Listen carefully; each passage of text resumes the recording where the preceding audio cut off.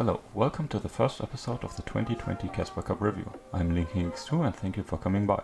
On today's first day of games, only the teams of Group A were facing each other. In the video we're mostly going over the draft and the team matchup, talking little about the results or in-game highlights, as I'm sure you all have seen either of these live or online. So let's start with the first match, and remember, these are best of ones. Damwon vs RedForce. So on Damwon's side we see Gragas, Graves, Syndra, Samira and Maokai. On the other side Malphite, Olaf, TF, Kalista and Tarek. So in the top lane we have a classic tank vs tank matchup that we have seen in many years before.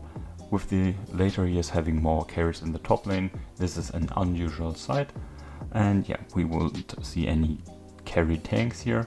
So just classic tank versus tank matchup, not really much happening here. In the jungle though we have an interesting dynamic. So in the 1v1 Olaf is better than Graves, as he's not only farming faster, but yeah, he can kill him 1v1. They do both have a good setup in the mid 2v2, with Syndra and TF both offering CC. Syndra obviously bullying the TF, but then TF later with his 6 can obviously help Olaf globally even more than Syndra could ever. So yeah, that's very interesting. The CS in the mid lane also very to player skills. So if Syndra uses Graves' pressure, she can freeze the wave and yeah, use her early damage to bully the TF. But TF with his long range and especially his passive can, even if he falls down in CS, stay relevant and doesn't fall behind in items.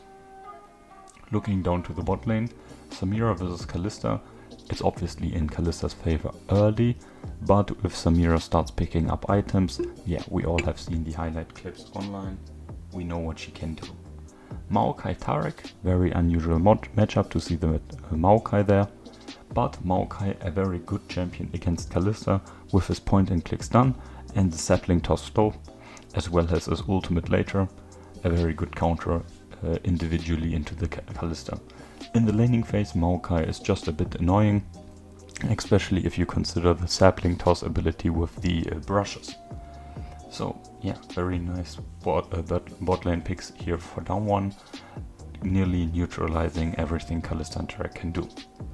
So Graves is able to control the top side in-game pre-level 6, because again the TF can't really be the third member here, and I feel like Gragas has the better push into Malphite. As such, he gets the roam early, which results in a slight advantage for Damwon.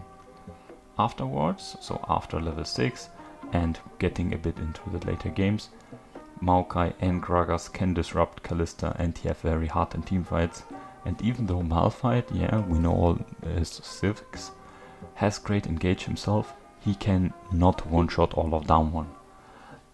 He can knock them up, but if, let's say, Gragas isn't one of the ones that is knocked up, his ultimate can stall enough time for Damwon to kill Malphite and yeah, then move away. As such, RedForce needs to like one-shot combo with their full squad, or use the Kalista lane as a stepping stone. What I mean with this is, so Kalista is enabling leads, and the rest of the team can come down to bot lane and yeah, take a bit of the cake for themselves, for example with a TF ult or Malphite teleport for a bot lane dive. And yeah, with this they can set up a vision lead to hammer down the pick potential that their team obviously has with a champion like TF, for example. But to be honest, Damwon's comp, it just looks way better, and it's safe in the early game, it's great in the mid game, has a solid top half, and then yeah, mid and late game it has the ability to initiate and disengage team fights. And yeah, spoilering here the result of the game, obviously not only because of the draft but because of the great player difference, Damwon is able to get the first win here. Moving on to the next one, we have Liiv SandBox versus Afreeca Freecs.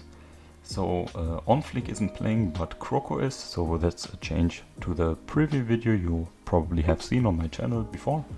So yeah, thank you for checking that out. But yeah, Croco is playing here for Liiv SandBox. So yeah, he's playing Nidalee, and yeah, he's paired up with Renekton, Syndra, Jhin and Alistar. On the other side he's facing Jace, Taliyah, Galio, Misfortune and Leona.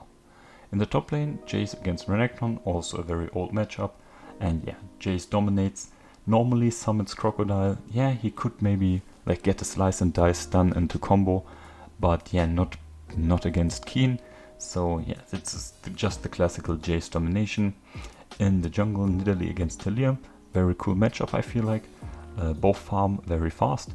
Taliyah has the better gank setups with the stuns and having her own CC, but I feel Nidalee has the individual edge on the champion.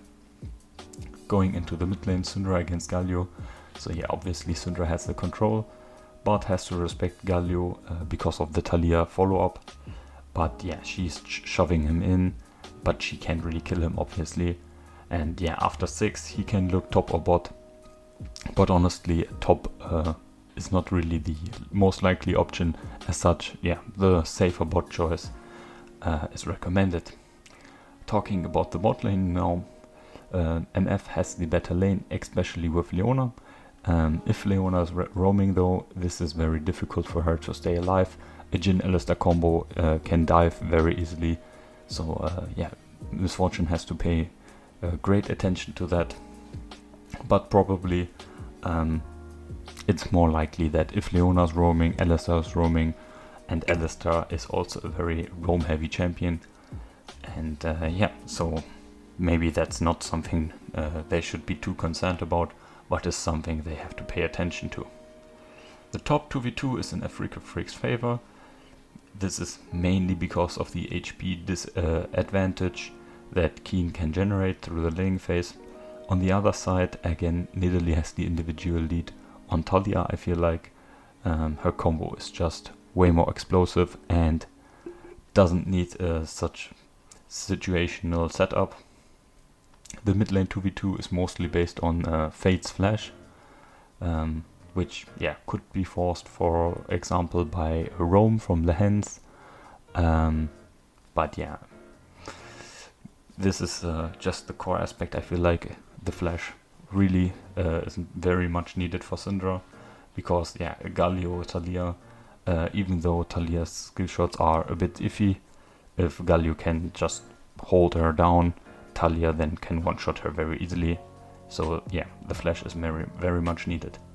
In the later game fights, Liiv SandBox needs the pick of an Alistar flank or very long range Jhin ability to follow up with their damage abilities.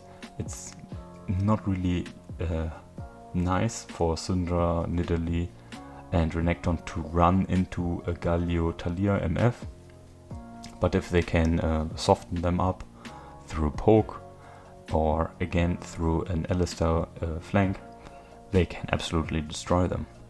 On the other side, again, the Jace and Misfortune range, and also the like Wombo combo potential with Galio, Leona and Misfortune ult. Yeah, it's actually more easy to play, and yeah, it has the teamfight Wombo combo advantage. But yeah, on the other side, if SandBox is able to come close and use their champions effectively and not get Wombo comboed, right, use the like engage potential of Alistar correctly, Liiv SandBox can win. And yeah, through miraculous team fighting, they're actually able to get the W in the very end and yeah, secure their first win.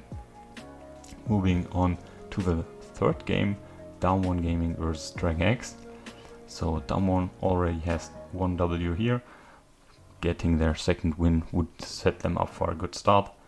So on Graves, Syndra, Kai'Sa and Zed, very standard and very good meta champions through all the year. Renekton, Taliyah, Kalista, Samira and Galio, a bit more creative, a bit more Season 11 flavor here for Dragon X. So on fine into Renekton obviously will suffer a few CS losses, but yeah, we all know Renekton can't really do too much against Ornn in most cases, especially if the Renekton player is a bit worse than the on player, let's say. Let's call it like that. Talia then against Graves, farming faster, but yeah, Graves is certainly strong in the 1v1. He suffers a bit from the MR, but he can very easily dodge her abilities and then kill her. Syndra into Kalista, very strange matchup, but yeah, I think here this is how it goes. So Syndra after 6, obviously the great threat. Before 6, Kalista can do what she wants, and yeah, this is very much reliant also on the junglers, because if a Kalista is able to do what she wants freely, she's able to bully most of the champions in game. If she's able to get an MR item, then even Syndra's full combo and on even levels won't do all too much. So yeah, Kalista needs to be held down, but on the other side, remember, this is Damwon Gaming, the world champion team. Yeah, Showmaker probably, even though he's at a champion disadvantage, Syndra is a very good pick for him. He probably has this on the player level. Kai'Sa, Samira, Zed and Galio, the bot lane here.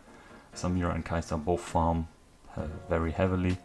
Kai'Sa is having the push, I feel like. Also, Zed offers more power in the 2v2. Like, talking more about the supports here, Zed, Galio, both are great roaming champions. Also with both ADCs, yeah, as I said, they want to like safely farm to one, now more 2 or 3 items here. And yeah, both ADCs, they can just farm and wait. So yeah, the question is which support can roam first, or take the better roam path through river, for example. And yeah, I think this would be Zed. Again, I think the bot lane of Damwon has the player advantage obviously, and on the other side also the slight advantage in champions, gaining an easier push a bit and yeah, having more control. So Zed will have the better roaming paths, but after quite a while with Galio reaching 6, this is obviously not an issue for Drang X. The top 2 vs 2 is quite irrelevant, because yeah, Graves doesn't want to really go there to support the Ornn. And yeah, he will be more in the mid lane or in the bot lane, working together with Zed here, probably keen on invading the jungle, securing some dragons and so on. The mid 2v2, again, both have set up. One has it in the laner and one has it in the jungler. Also the AD AP damage mix. Both teams also have quite a lot of burst, but again here Damwon has the stronger overall champions, and in the mid lane department I think Graves and Syndra also work way better together, as we have seen at the World Championship. In the later stages, Damwon also outscales Dragon X very heavily, I feel. Just talking about Ornn and Renekton here. Samira exists, but yeah, unless she can do the classic like 1v5 pentakill, this is heavily in Damwon's favor. And yeah, that's not even taking into the consideration the player level. And yeah, that's also what is happening.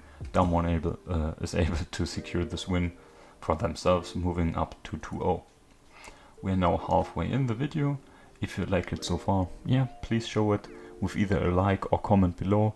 Just one click, but yeah, it really helps out a lot. And yeah, you would make my day, so thank you.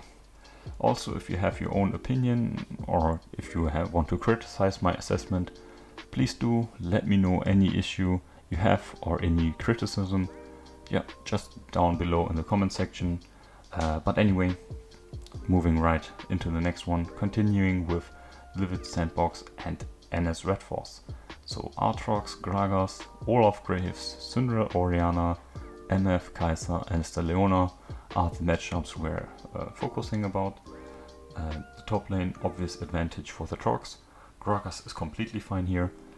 He has mana problems, I feel like, because he has to farm from distance with his Q.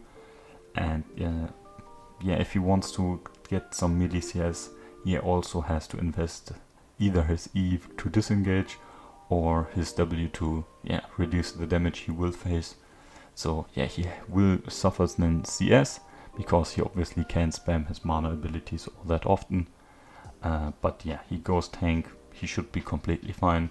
His ultimate is very strong, and yeah, talking about his ultimate especially in the afterwards review. Olaf in Graves, again Olaf farming faster, and yeah, with the immobile Orianna on NS team, he has actually a very great target. She can't really get away from his axes, and yeah, similar for Graves I have to say with Syndra, but Olaf has Syndra's E as backup, as setup. So yeah, the 2v2 also I would say is in Liiv SandBox favor here. Graves obviously has more damage than Olaf in a more upfront way, and also scales way better. So yeah, he obviously has his own advantages in that department. Like the more focus on the mid lane matchup here, Syndra, Orianna, the ball ladies, very stand-up farming matchup. Yeah, only the mentioned jungle intervention can do something here. Moving down to the bot lane, MF, KeSpa, Alistar, Leona. Not much to say here, honestly. MF has the better laning, but Leona is like the more powerful port, and yeah, the pressure in the 2v2 is on their side. But yeah, all in all, it's more safe and farming and not really looking for kills. Maybe if the junglers are coming down, Leona's combo is a bit easier than Alistar's, and yeah. On the other side, Misfortune offers more damage in the early game than KeSpa, so it's really, yeah, it really is depending on player level and the situation. But overall, it's a pretty even lane, with KeSpa having the bit of the scaling edge. On the other side, Misfortune obviously the teamfight abilities, and yeah. The 2v2 obviously in SandBox favor because of the Aatrox advantage. We'll combine that with Olaf, very easy to run them down. Also, while Gragas is always fine as a tank, Trox will have the lane control here. The junglers can move to any lane. As I alluded to, they have targets everywhere and setup everywhere. So yeah, they can just pick whoever they want to support, whoever they want to set ahead or behind on the enemy team. They can just go and do it. Later in the game, again, Olaf falls off quite a bit, Trox as well, and he can also be disengaged rather easily with Orianna Shockwave if needed, but mostly the Gragas barrels. And yeah, so yeah, the damage of their carries stays strong, so Syndra and Misfortune obviously they don't run out of damage in any department of the game. NS on the other side have more damage with Graves obviously also, and yeah, Gragas a very sexy champion here. Ton of non-committal CC which can be used however they need, especially like to attack the MF or Syndra who are like so immobile, and yeah, as I said with Trox, you can even peel from him. The especially great usage of Gragas allows NS RedForce in the end to get the W here, and yeah, secure their first win of the day. Moving on to the final game, Dragon X versus Afreeca Freecs. Both teams winless, so yeah, to get a good start for the first day, picking up your first win here, very important I feel, for the mental stage as well. Seeing Gragas, Olaf, Zoe, MF and Leona face off Zed, Lilia, Lucian, Jhin and Braum. So yeah, starting in the top lane as always.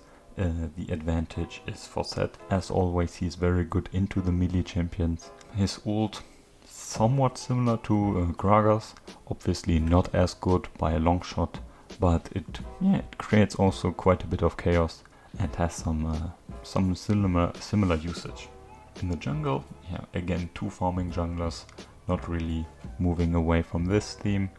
The AD AP damage share in both teams works really well with either 2v2, so top or mid, right? Explaining this, Zed, Lilia, AD AP, Lilia, Lucian, AD AP, and yeah, on the other side, Gragas, Olaf, Zoe. Yeah, very smart and very nice detail from both teams. Lilia obviously outscales the Olaf, and both have very strong farming abilities. Lilia not really looking for ganks. On the other side, Olaf, yeah, he may want to support Leona. We're talking about the bot lane a bit more later. Looking into the mid lane here, Lucian, yeah, one of the most lane bully champions, has this lane obviously in his hands with the prio, with the push, and yeah, with the cleanse he is even like more safe. Cleanse and E especially, like if he misplays this, yeah, then he can die, but obviously this is not what we assume. So yeah, Lucian should have this game and this lane especially in his hand, and there should be like very little way to lose this lane. And with the support of Lilia, they can roam really nicely into the top lane. Gragas as a tank, he's obviously not the like high value target, but getting the early Rift Herald, yeah, very nice to get that away from Olaf. So again, talking about the bot lane last, Misfortune, Leona versus Jhin and Braum. Very nice to see the Jhin here. Have to mention that Jhin, the pick of Bang, and yeah, he has his own skin. So yeah, really nice to see this. Jhin with his long range and the support of Braum have a very solid lane here into the MF. The push is obviously on their side as well, and it mostly depends on the players, I would say again here, because if the Leona tries to play this very aggressive with the MF on the first 2 levels, and if this is working, right, so this is on like respect level, if Jhin and Braum don't respect the early power of these two, they obviously can fall behind HP wise, which snowballs into CS leads. But on the other side, if they do respect that, the Jhin and the Braum then can use their abilities way easier to push. But still, this is not a kill lane. Besides the first 2 levels on Dragon X side, they farm it out safely. Leona and Braum, yeah, they don't really want to roam, because Zoe and Lucian, it's not really a lane you want to roam to. Setting up for the jungler, the Olaf maybe wants to use his early power. Then the 2v2 overall, I have to give it to Afreeca though. They are favored in the 2v2s as in the individual lanes, if nothing comes array, right? So set into Gragas, Lilia outfarms Olaf in many cases, not all, but many. Lucian outfarms and pressured Zoe, Jhin, Braum.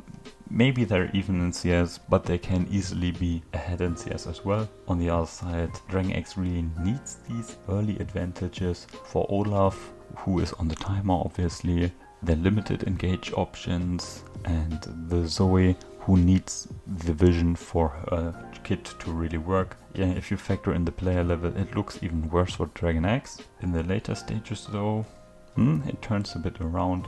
Gragas in the squad, yeah, they can't control spaces really well, which hurts Lucian's and Lilia's short range, with only having the Jhin long range and some set flanks, which are very situational.